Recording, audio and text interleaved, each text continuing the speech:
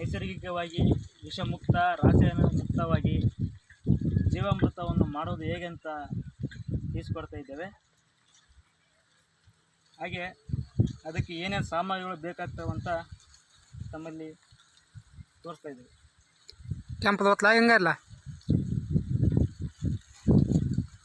ಕರಿ ಬೆಲ್ಲ, ಸಾವಯವ ಕರಿ ಬೆಲ್ಲ 2 kg ತಗೊಂಡು ಇದನ್ನು ಚೆನ್ನಾಗಿ ಕುಟ್ಕೋಬೇಕು.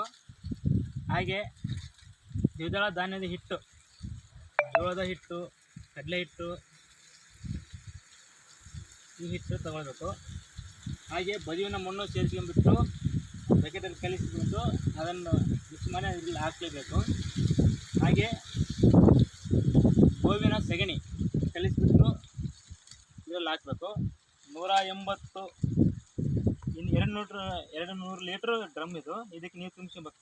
ಮುಂಚೆ